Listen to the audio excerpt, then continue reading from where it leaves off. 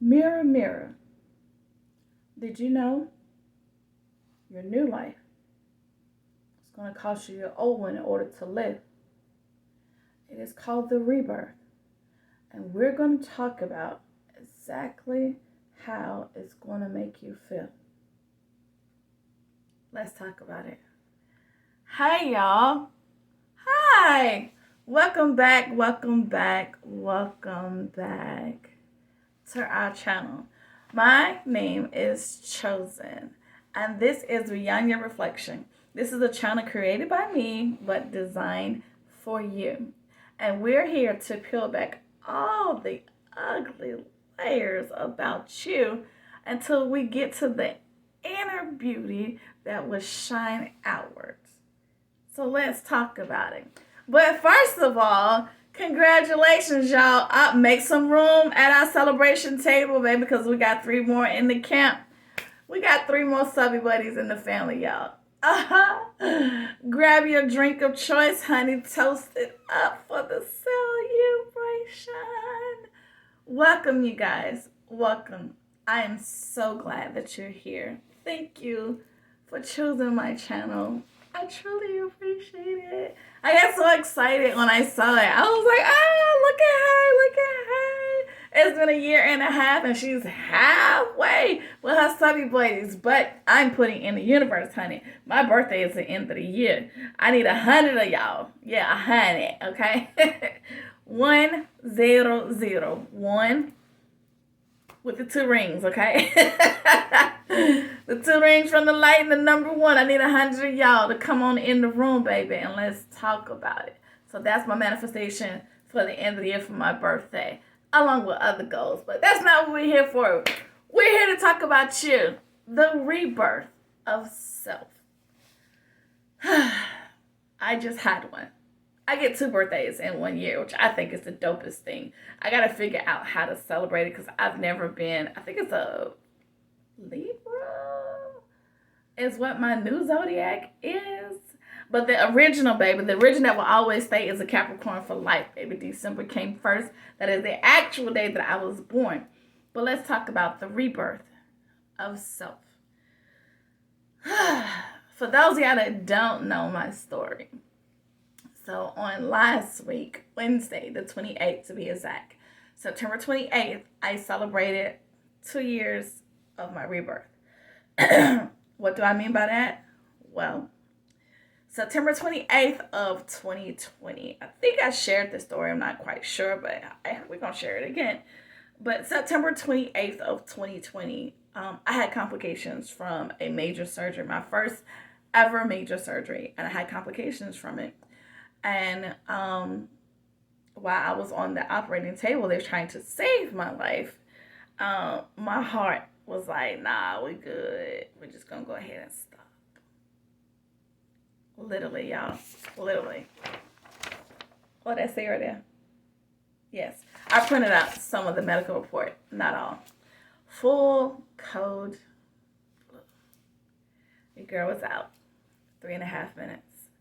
Now, mind you, I had no knowledge of it. No knowledge whatsoever. When I recovered in the ICU room, it was 2 days later that I finally woke up. And I remember looking around like, what? What are we doing? Why am I here? What just happened? And in the ICU room, you can hear, the different codes and stuff that they call out. But I remember hearing code blue several times. And more so in the pediatric ward, which crushed me because I was like, oh my God, no, there's somebody's child. But in the midst of it, I remember asking my nurse, I was like, and I made a joke about it, but I was so serious. I was like, okay, I've watched enough Grey's Anatomy and ER to know what code blue means. Does that mean someone over here just died? And shout out to Cassie, one of my nurses, amazing. So she was like, yeah, that's exactly what that means. So she was like, and we had to call one on you. She's like, but I'm so glad you're here. So I'm like, wait. Baby girl, not just going to skip past that. Like, You say, what?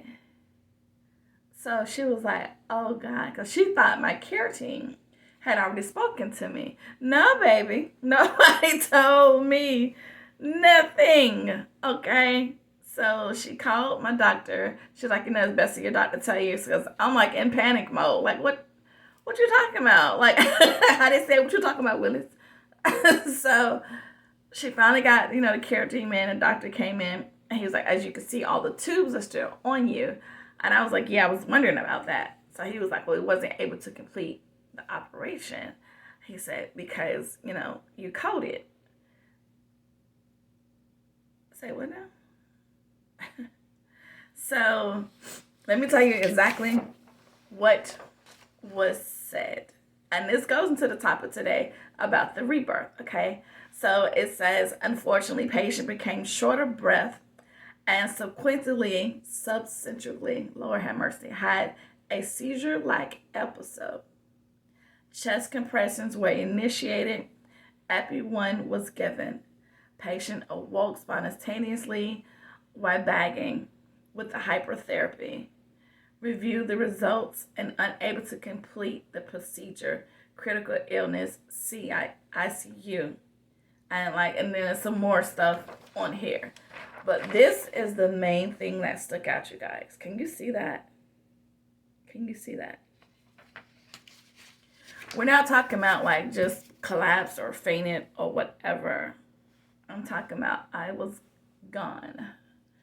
Didn't make it to the upper room. Thank God. Yes, he wasn't ready for me yet, because he's not ready for all my shenanigans up there, because I've been a disrupt heaven, honey, because I'd be mad. Like, why am I up here, baby? I got something to do. Put me back down. No. So, I'm able to laugh about it, but that process of knowing that I died. That's the only way to put it. To know that I died. It didn't sit too well at first, because I did not know what to do with this new life that I've been given. But then it also made me think about, okay, maybe there were some things that I was doing that I had no business doing. So God wiped the slate clean and was like, start over.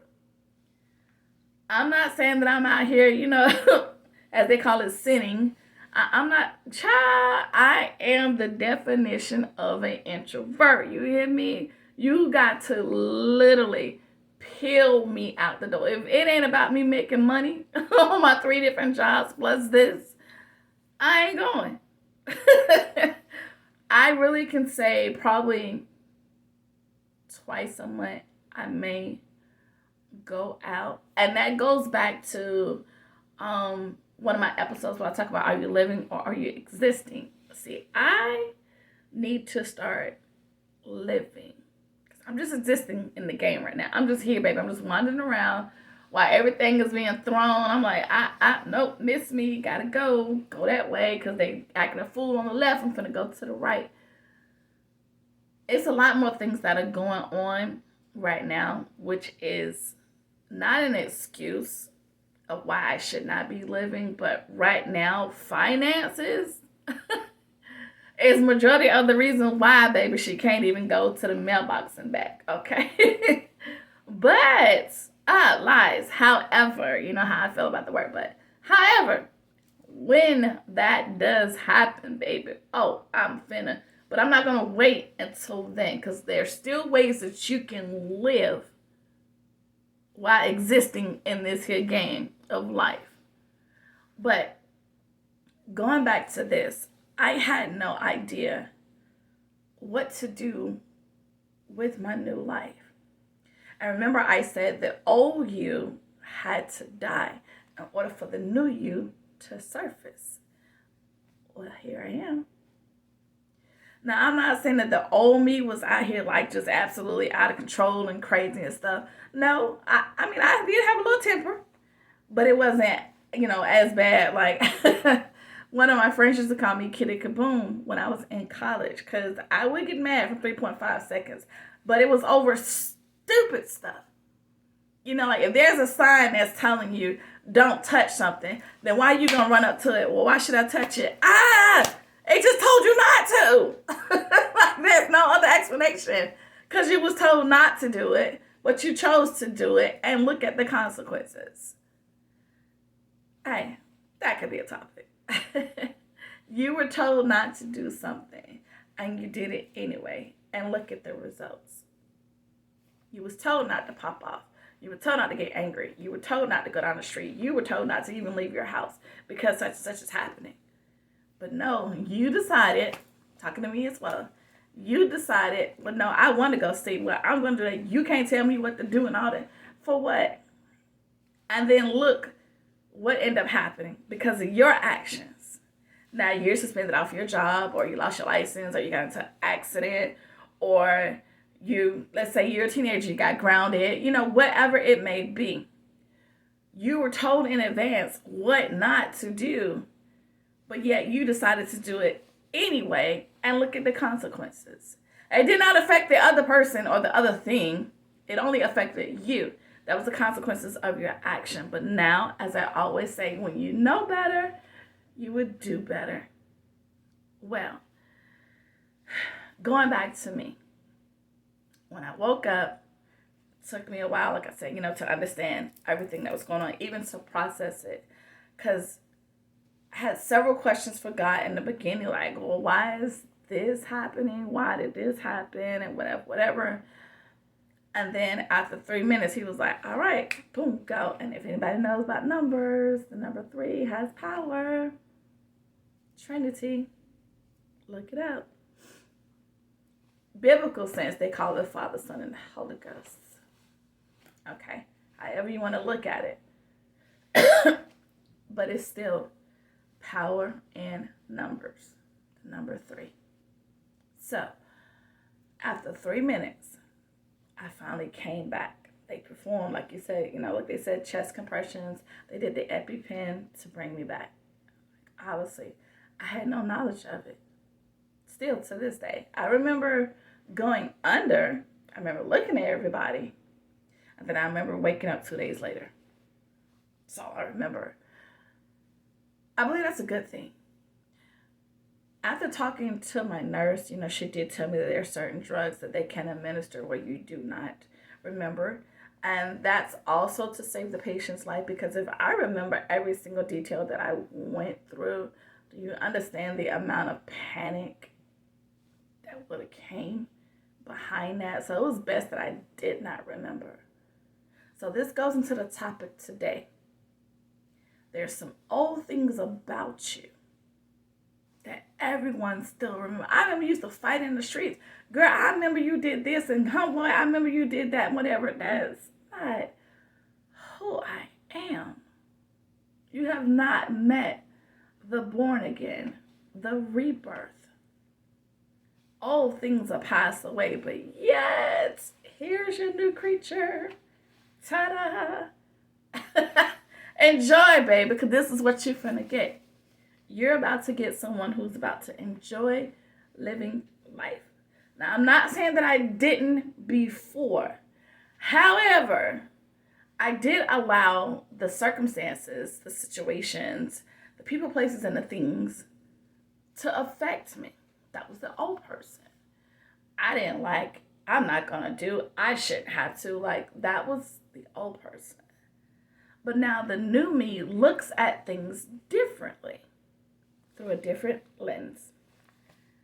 And I sit down and I analyze things. And then I appreciate what I went through to get me to where I am now. Ladies and gentlemen, the old you has to die. You can't have the person who used to fight in the streets, but yet you want to bring peace. How that work? Ain't nobody gonna pay you no attention. The person that has been in 12 accidents, but yet you want to be a driver instructor. Baby, who? Ain't nobody gonna pay you no attention. That was the old person. But the new you, think about even those that been to prison. Whatsoever it was that got them there, but when they got out, oh my God. When they realized that there was something different on the outside because they was trapped within those gates, those cages, those emotions, whatsoever it was that had them bound. Once they got free, they were able to live again. One thing I do know about, being in the medical field, not that I'm in it, but I'm just saying, what I went through was, I remember them saying that they was looking at my chart to see if I had a D.N.R. For those of you that don't know, that do not resuscitate. That means they want to go. Just don't even worry about it. And I looked at her and I was like, girl, that was not an issue. Thank God that you went against that grain and went with your better judgment. But I do remember having a conversation a while ago with my mother before she passed away. She's like, if I ever get sick and I'm in a vegetative state where there's no recovery, then yeah, go ahead and let me go. I'm just not going to live like that.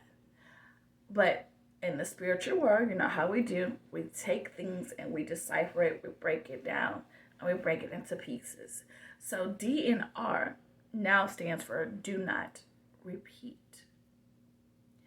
If you're going to live this new life, that means that you cannot, shall not, will not repeat your old habits. That's dead. That's flatline. That is fully coded, gone. Leave it right where it's at. But the rebirth, baby, when you get a chance to live again, you don't even want to go back to those ways. You don't want to be that person that fought all the time. You don't want to be the person that's robbing in the streets. That's old. It gets old. And it gets to the point where you're like, I'm better than that. I'm bigger than that. I now have a reason to live. I have stuff to do. I got goals to accomplish. I got a book to write. I have a film to finish. I have to finish YouTube. I have friends out here that need me. People like you. My subby buddies who are depending on me to give content every week. That's how you need to start looking at life. Yours may not have been as traumatic as mine was, but you can still look at it in that sense. When you start to live right or do the right things or live a different way, when you start changing your old habits into something totally new, that's a rebirth. That means that old person has now gone, has now passed away. But the new you, now the new you, as I'm doing now, you can talk about those experiences. You can talk about who that person was. But let's talk about the rebirth. Let me tell you who I am now. Yes, you knew such and such, but you have no idea about this person right here. Isn't she lovely? Isn't she wonderful? Fearfully and beautifully made. Yes, she is. So, when I tell you to sign that D.N.R. order, do not repeat the old habits that had you chained and bound and caged and locked up mentally, where you were not free to be who you're supposed to be. But then allow the chest compressions to get you back. You look at your heart and you thank your heart every day for breathing life into you, the blood that flows through your body, because that's your biggest and your main vessel. Baby, if the heart is broken, bruised, or battered, it can't give love. So you have to figure out how to mentally repair, how to put the stitches back together, put a Band-Aid on it, do whatever it is to get you to where you need to be so that you can start living your blessed life. I shared my story with you because it literally, like I said in the beginning, the first couple of years, well, this is year 2, so the first year, I did not know how to process it. Because I was like, okay, so what do I do with this new life, this rebirth? Baby, live. Enjoy your freedom. You're no longer caged. You're no longer boxed up. You're no longer in an environment where you're not able to think or move for yourself. You're not in a prison no more, baby. You're free.